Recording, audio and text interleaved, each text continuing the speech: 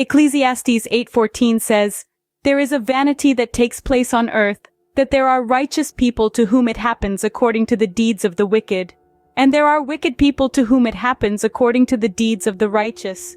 I said that this also is vanity.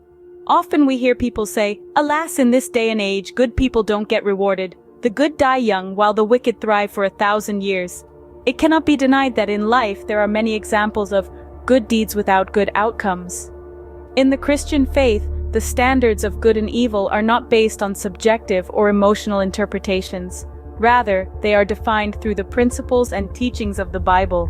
For instance, Jesus cleansing the temple by overturning the tables of the money changers might seem aggressive, but it was an act of righteousness against corruption. On the other hand, actions that appear good on the surface might harbor evil intentions.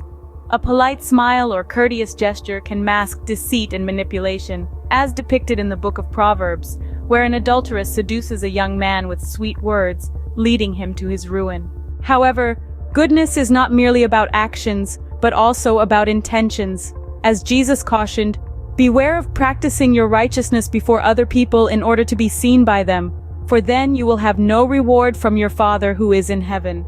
Performing good deeds for the sake of recognition and praise is not true goodness. Those who seek the applause of others have already received their reward in the form of worldly admiration. But those who do good quietly, without seeking attention or praise, they will be rewarded by their Father in heaven.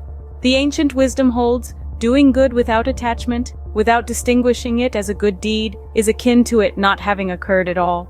This kind of goodness, unblemished by ego and pride, is the highest form of goodness, often referred to as perfect goodness. In contrast, many people, after performing a good deed, become attached to their actions, pridefully considering themselves noble or virtuous. Such goodness, tainted with self-admiration and pride, is impure. The book of James reminds us, "So whoever knows the right thing to do and fails to do it, for him it is sin." If we use this as a standard, how many can genuinely consider themselves good or righteous? In real life, many people, after doing a good deed, become attached, distinguishing how good and noble they are, mixed with feelings of arrogance, self-love, pride, and self-satisfaction. This kind of goodness, though considered good by oneself, is impure. If you do a good deed and no one knows about it, and you don't tell anyone either, the Bible says, "Your Father who sees in secret will reward you." Thus, the book of Ecclesiastes concludes, "For God will bring every deed into judgment, including every hidden thing, whether it is good or evil." In summary, the Christian perspective on good and evil goes beyond the surface level of actions. It delves into the intentions behind those actions and emphasizes the importance of pure, unpretentious goodness.